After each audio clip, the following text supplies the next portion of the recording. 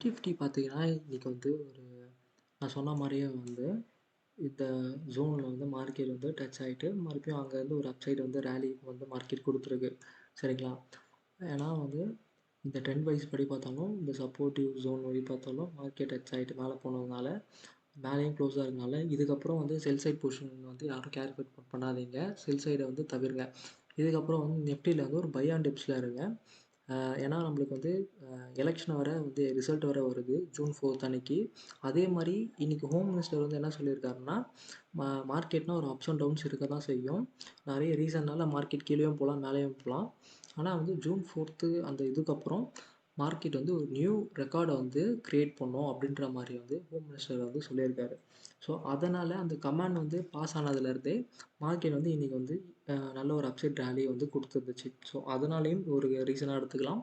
கரெக்ட்டா இந்த supportive ஜோன்லேருந்து market வந்து டச் ஆயிட்டு மேல பவுன்ஸ் பேக் ஆயிருக்கு அப்படின்ற ஒரு ரீசனையும் நீங்க எடுத்துக்கலாம். சரிங்களா?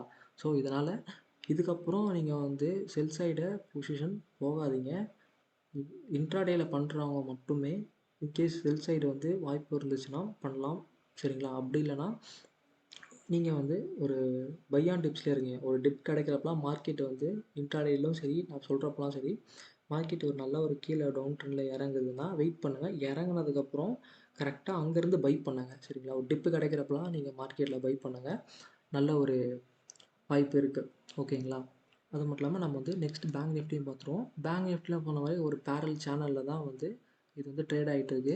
அதுக்கேத்த மாரி இன்னைக்கு வந்து 47,000 வரைக்கும் நம்ம டார்கெட் குடுத்துருந்தோம். ஸோ அதுவும் மார்க்கெட் டச் ஆயிட்டு, அங்கேருந்து பவுன்ஸ் பேக் நான் சொன்ன மாரி நியூஸ்க்கு அப்புறம் ஒரு பவுன்ஸ் பேக் குடுத்துச்சு. நல்ல ஒரு கிரீன் கேண்டலோட மார்க்கெட் வந்து குடுத்துருக்கு. ஏன்னா நான் வந்து எக்ஸ்பெக்ட் பண்ணது வந்து அ பேங்க் நிஃப்டி பிரேக் அவுட் ஆகுமா? அப்படின்ற ஒரு ஐடியால தான் இருந்தோம் நாங்க. பட் ஆனா ஒரு பிரேக் அவுட் குடுக்கல. மறுபடியும் ஒரு அப் ட்ரெண்ட்ல தான் மார்க்கெட் வந்து அ போயிருக்கு. சரிங்களா? அதனால இங்கேருந்து நீங்க வந்து என்ன பண்ணலாம்னா, ஸோ இதுலயும் பேங்க் நிஃப்டிலயும் நீங்க வந்து ஒரு 48,000 நீங்க வந்து கிராஸ் ஆகுற வரைக்குமே நீங்க வந்து கிராஸ் ஆனதுக்கப்புறம் நீங்க வந்து ஒரு நல்ல ஒரு அப்சைட் ரேலிக்கு போகிறதுக்கான பாசிபிலிட்டிஸ் இருக்கு. ஒரு பை ஆன் டிப்ஸ்ல இதுல இருங்க. நாளைக்கு பார்த்தீங்கன்னா, இன்னைக்கு டேயோட ஹைய வந்து நாளைக்கு பிரேக் ஆச்சுன்னா, கண்டிப்பா நாளைக்கு வந்து 48,046 வரைக்கும் மார்க்கெட் போக பாசிபிலிட்டிஸ் அதிகமாவே இருக்கு. சரிங்களா? ஸோ இதையும் நீங்க வாட்ச் பண்ணுங்க. தேர்டா நம்ம பார்க்க போறது வந்து பார்த்தீங்கன்னா, ஃபினான்ஷியல் செக்டார். ஃபின் நிஃப்டிய வந்து நம்ம பார்த்துருவோம். ஃபின் நிஃப்டிலும் வந்து பார்த்தீங்கன்னா, நம்மளுக்கு வந்து கிளியரான்னு கேட்டா தெரியும் நம்மளுக்கு. கரெக்ட்டா இந்த ட்ரெண்ட் வைஸ் படி தான் மார்க்கெட் வந்து ட்ரேட் ஆயிட்டுருக்கு. கரெக்ட்டா அதே மாரி இந்த ட்ரெண்ட்ல இருந்து மார்க்கெட் வந்து கீழ வந்துட்டு, அங்கருந்து மறுபடியும் மேலேயே க்ளோஸ் ஆயிருக்கு. ஸோ வந்து நீங்க என்ன பண்ணுங்க, மார்க்கெட் வந்து இந்த டே ஹைய வந்து மறுபடியும் நாளைக்கு வந்து பிரேக் ஆகி மேல போச்சுன்னா, நீங்க வந்து ஒரு பை சைட் போலாம். 21,400க்கு மேல மார்க்கெட் வந்து ஒரு பிரேக் அவுட் ஆகி நல்ல கேண்டலோட பிரேக் அவுட் ஆகி குடுத்துருச்சுன்னா, கண்டிப்பா நியூ ஆல் டைம் ஹைய வந்து ஃபின் நிஃப்டி வந்து டச் ஆகும். ஏன் அப்படி சொல்றேன்னா, ஒரு டைமும் வந்து இந்த ட்ரெண்ட் லைன வந்து மார்க்கெட் டச் ஆகுறப்பயும், மார்க்கெட் வந்து ஒரு ஹைய வந்து குடுத்துக்கிட்டே இருக்கு. இத விட அதிகமா போகும்.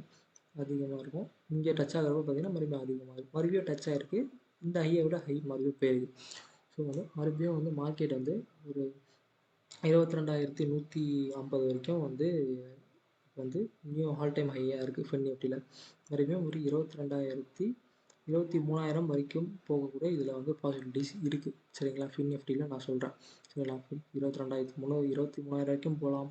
இல்ல 22,500 வரைக்கும் கூட போக பாசிபிலிட்டிஸ் அதிகமாவே இருக்கு. ஸோ அதனால பை சைடு இருங்க. இதுக்கப்புறம் வந்து இன்ட்ராடே பண்றவங்க மட்டும் ஒரு ரேஞ்ச் பவுண்ட் மார்க்கெட்டா இருக்கப்ப ட்ரேட் பண்ணாதீங்க. சைட்வேஸ் மார்க்கெட்டா இருக்கப்ப ட்ரேட் பண்ணாதீங்க. நல்ல ஒரு டிப் கிடைக்கிறப்ப பை பண்ணுங்க. ஓகேங்களா?